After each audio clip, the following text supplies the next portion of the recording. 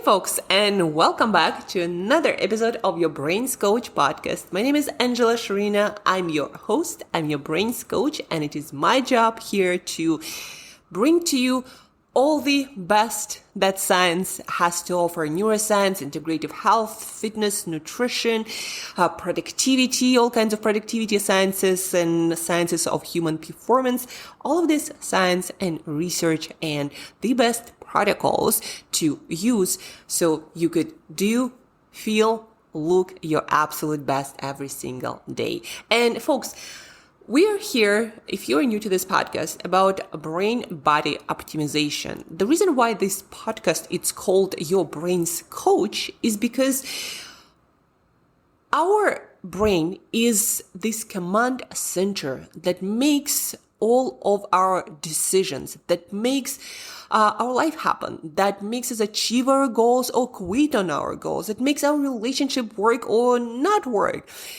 But the trick or kind of like misconception about that is you can't very often influence your brain directly, meaning you have to take care of your health. You have to take care of your sleep. You have to take care of your environment. You have to take care of the foods you eat. You have to take care of different protocols with your workflow or managing your digital life and devices, right? And your environment, people, the way you communicate with people and the kind of people you communicate with in the first place. All of those things will influence your brain and change your decisions and change your actions, often without you even thinking about that and realizing that that thing, what you have for breakfast, for example, does influence what decisions I'm going to make till, for example, the afternoon and my lunch, right? So that's why, yes, it is, the purpose is to create the best possible outcomes when it comes to brain's performance, decisions, goal achieving. But we are coming to that through the lens of our behaviors, our self-care, our environment, different behavior protocols that we do at work and at home. And then when you realize how much you can actually change about those things, and how that affects your brain, for better or for worse, that's where your true power as a human being lies. Because no other animal can realize that environment doesn't make me better, like what I do is negatively impacting me, and then you go and you change, and without having to think about that, you change on autopilot. No other animal can do that, meaning modify their environment with this very specific objective to improve certain aspects of your performance and your well-being. That being said, folks, today, as you guessed from our podcast title, is about nutrition and what I, as a nutritionist, as a nutrition coach, and someone who read a ton of research and books about nutritional psychiatry and this connection between neuroscience and the way our brain works and the foods that we put on our plate consistently, right? So as someone with these expertise and someone who worked with top elite performance athletes, but also entrepreneurs and business owners and executives, I'm bringing to you all this experience and also recent research, like literally very recent, that just came out of research labs. And I'm showing you what I do having all this knowledge and experience, and I'm going to tell you why I do it, specifically around my breakfast, what I put on my plate when I eat my breakfast these days, and why. So let's start with when. I used to not have breakfast for quite a while. I would start my eating day somewhere between 12 and 1:30, and I would finish my eating day somewhere between 5 and 7. And it's been for quite a while. I don't know whether that's like intermittent fasting longevity link that is not actually very well proven, or maybe thinking that I'm more productive when I don't have breakfast, without properly set up experiments, and maybe not wanting to waste time or worrying about my weight. I don't know, maybe a combination of that, right? But then a couple of days ago, I finished listening to a podcast with Andrew Huberman, a professor of neurobiology, I believe, in Stanford. And he was talking to Sachin Panda.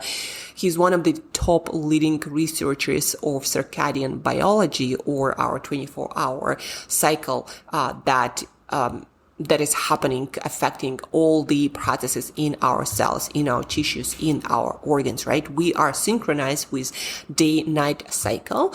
And because of that, we are biologically, and actually in all senses, different creatures during the daytime and during nighttime. And Sachin Panda, I believe he's from UCLA, from the US for sure. Doesn't matter that much, but he's top leading researcher on circadian biology, and specifically a lot of his work is done around time restricting feeding, or something like, intermittent fasting, call it whatever you want. That is not that important here. But from all his data in mice and people, they were talking about this fact that eating your food in a very small eating window, number one, doesn't seem to bring any benefits at all from all the research they did. Limiting your food to at least 12-hour window, maybe 10 or 8, that might be bringing some benefits. But beyond that, it seems like there is more negative side effects than there are positive. And what it means is that when we eat our food in a very short period of time, and we have to consume a lot of calories, a lot of nutrients, our blood sugar fluctuates a lot. The change in our electrolyte balance, our whole body chemistry, our metabolism fluctuates a lot. And we go through a big portion of our day without the nutrients.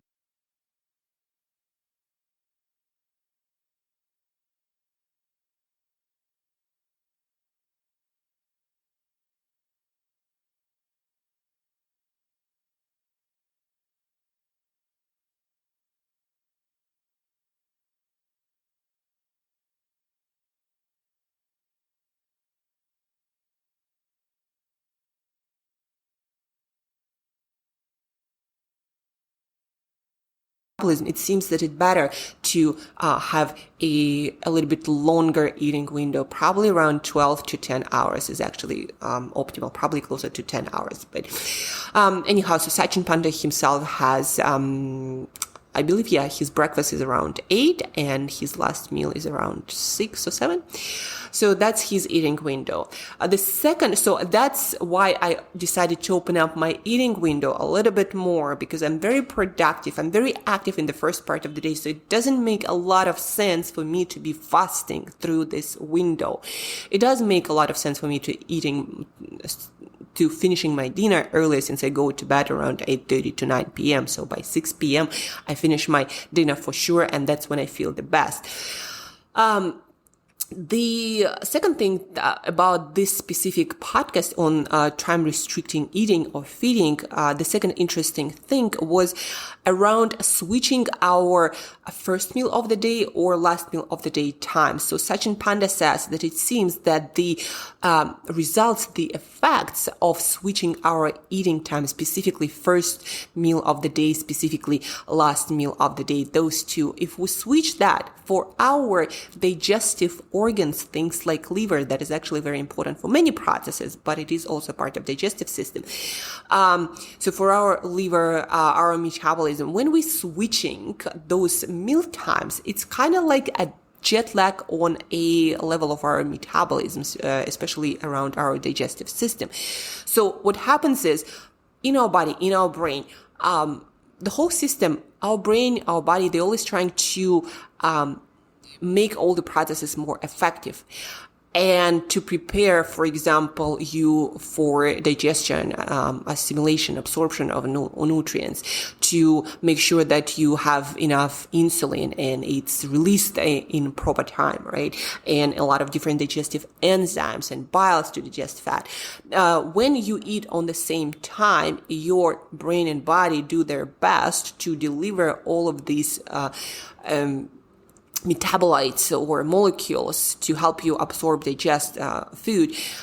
They deliver it on the same time, and you're getting much better with your digestion, again, absorption of nutrients, but also with things like your blood sugar or your lipid profile. So by keeping your meals, specifically first meal and last meal, at the same time, you are optimizing your metabolism by a lot. And by not doing that and constantly switching by 2-3 hours, your breakfast time, let's say, or your dinner time, what's going to happen is it's kind of like, again, getting your system, at least part of it, that is has to do with digestion, a jet lag. And it takes another 2-3 days, assuming that you keep your feeding time the same for that period. It's going to take another 2-3 days for your whole system to adjust. And if you switch it again, it's going to take another 2-3 days. So if you want to optimize your digestion and metabolic processes and want to avoid, some of the negative effects of improper, digestion or blood sugar or lipid profile, then what you want to do is you want to eat on the same time. Now, the third interesting point in their conversation was about the firefighters study. I believe they sent either a student or somebody to have a lifestyle similar to firefighters. They would literally go to a firefighter department, and the researcher or whoever was conducting the experiment, they were on the same schedule, like waking up during the alarms, during the night or day, whatever that might be, and then sleeping or taking naps as firefighters would do. And so they took this group of a specific shift worker environment, and they put them on a time restricting feeding. So they would feed them at a specific time every single day. And what happened is those people who were on time restricted feeding but were with this crazy schedule of a firefighter, they did not experience the same metabolic adverse effects as the control group. Specifically, the adverse effects had to do with blood sugar metabolism, with lipid profile, and then resulting possibly in heart disease and, diabetes and all of that stuff. So if you want details and, more precise information, just listen to Huberman Labs podcast with Sachin Panda. But the takeaway is time of feeding is super important. And if you think about that, nutrition it's a cofactor that influences everything we do and everything we are, everything that is happening in our body and in our brain. Nutrition is what we are built of. The quality of nutrition, the timing of that nutrition, our effectiveness with getting the calories, with vitamins, with minerals, with proteins, with fats, delivering them on time, effectively to all of the systems. That's like the foundation of our well-being. If there is no effectiveness, you're losing a lot of stuff, possibly creating adverse health effects. And in the wild, you could easily die very fast. In our environment, not so fast, but it still adversely affects you, whether you kind of think about it often or not. And again, even such thing as timing. And it does makes all the sense. The timing, historically, evolutionary, we would hunt during the day and we would eat at certain times, and our body, our brain would try to get their best to maximize the effectiveness of that feeding window. And we were very sensitive to when the nutrients would come in, how much of them, what kind. So that all makes sense because food is our survival. But then now with this knowledge, and with this knowledge we can use it to further improve our health and prevent negative health effects down the line. Because a lot of those things you might not notice today, a week, a month, even a year from now. But 10 years, if your meal timing and food quality are all over the place and you're eating in a window that is more than 12 hours, and by eating even half a cookie means eating from such and span's point of view, anything will break your fast except maybe for like water. It is not even recommended by him to have your coffee, outside of your eating window. So this is kind of like a lot of data. Again, a lot of this research is not very conclusive yet. Some of it is in mice, some of that is in people, but they are sure that feeding window is important, and it might be creating this metabolic disaster that we have in our modern world with obesity, epidemic rising, and then heart disease and diabetes, all of that jazz. So that, the timing of feeding and of course the quality of food affects that a lot. And back to my breakfast. So first of all, I decided to start having breakfast, and now my breakfast is at 10 a.m.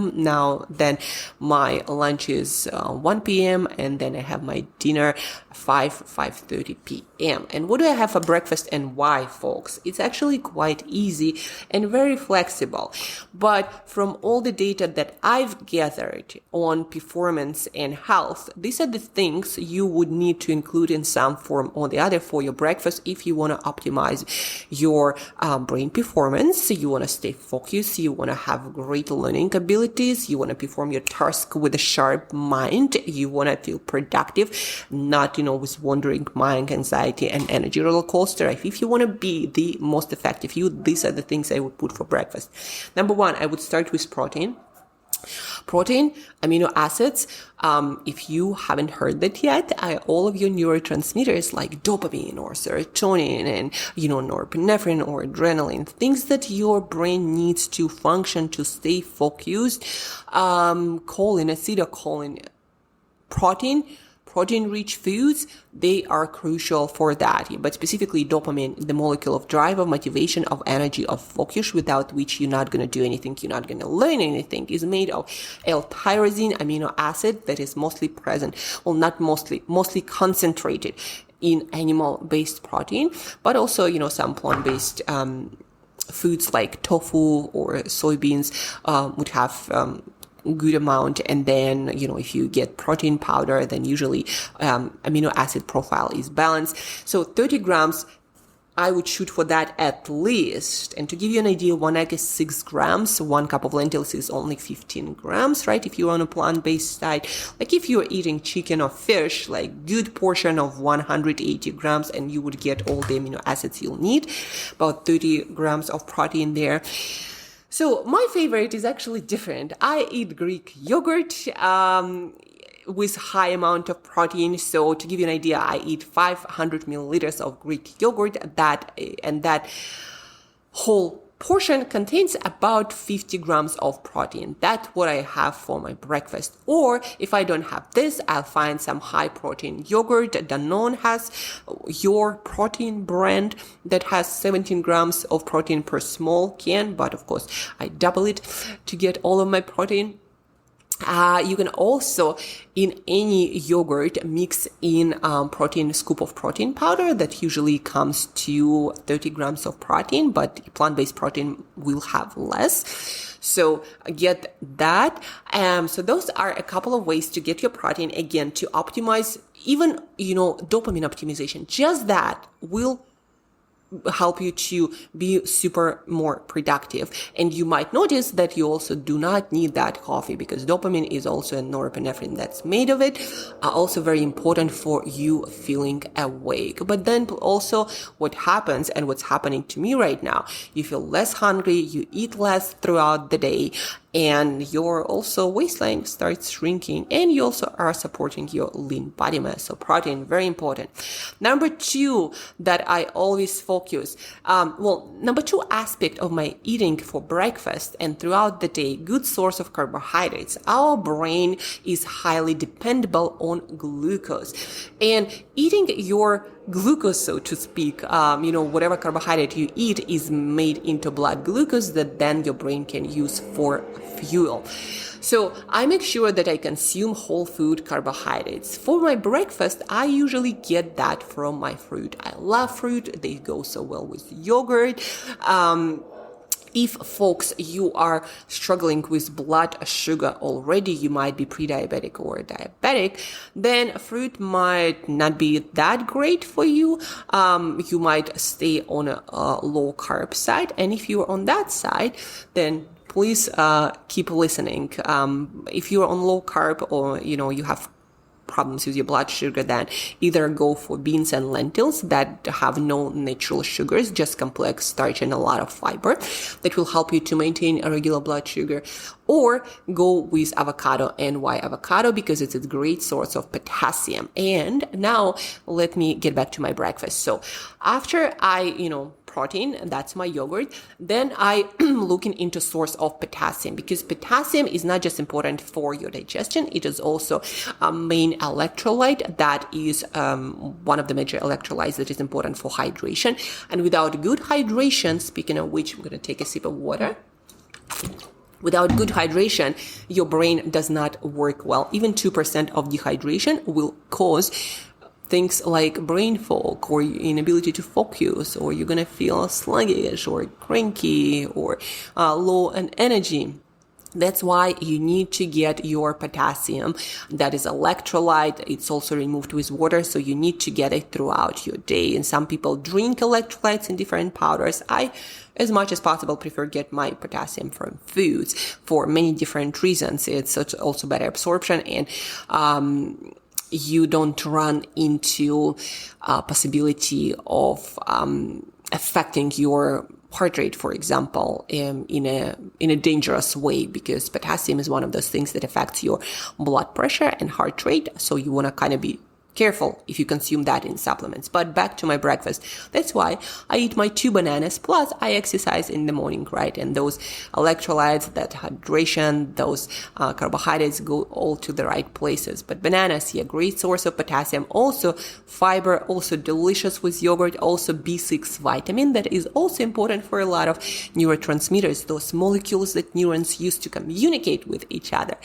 And that, folks, also will affect your feelings of confidence and your ability to focus and get work done. So bananas, 2 bananas for my breakfast with my yogurt, 500 milliliters of yogurt. Number 3 thing I'm looking for is, and again, on a low carb potassium, avocado, folks. Vitamin C. The next thing I'm looking into vitamin C source. Vitamin C is not just important for your immune system, it is also super important for things like creating noradrenaline or adrenaline in your brain. And that is the one that also keeps you focused and alert and awake and learning. And it is very important for many different aspects of your brain performance and well-being. Plus, again, the immune system and its body's and brain's major antioxidant gives your brain protection. Make sure that your brain works well for prolonged periods of time without any damage, right? So vitamin C source. What I'm looking at, I'm here in Brazil, and they have this amazing guavas that is one of the richest sources of vitamin C, like super rich in vitamin C, about 400 or 500% in one regular fruit of minimum daily requirement for vitamin C. So I just load up on that, or strawberries that will give you in about 200 grams of strawberries. It's about your daily even more need of vitamin C. Plus they are quite low in carb. So folks with, who are watching their blood sugar, folks who are on low carb and keto diets, make sure that you are getting your vitamin C, because you might be very low, since a lot of vitamin C, especially undamaged form, is in fruit and berries. So your berry is strawberry for vitamin C, and your fruit, if you're lucky to have guavas, then have them for breakfast with ton of vitamin C. And also, of course, water, fiber, and a ton of other nutrients. I'm just talking about one nutrient that I'm looking for.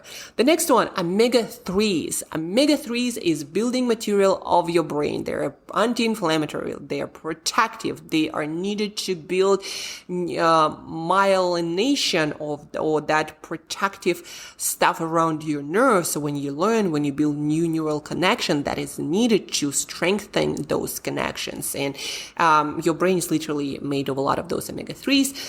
It's a structural material. If you don't get enough of them, your brain shrinks. So for breakfast, I stay with plant-based omega-3s, and the best thing for those is walnut, also good source of omega-6s that are also very actually important for brain-body function. So omega-3s, a handful of walnuts. I eat, of course, more omega-3s from fish for dinner or lunch from fatty fish. But for breakfast, so to kind of complement my yogurt, berries, and fruit breakfast, walnuts is the perfect addition, a handful of walnuts. And the last but not least, a 30-gram piece of dark chocolate. And dark chocolate, folks, a lot of studies, a lot of, those compounds that are thousands found in cacao products are added to different brain supplements because chocolate, cacao has been shown to improve blood circulation, to improve memory and learning, to improve all the different functions of the brain.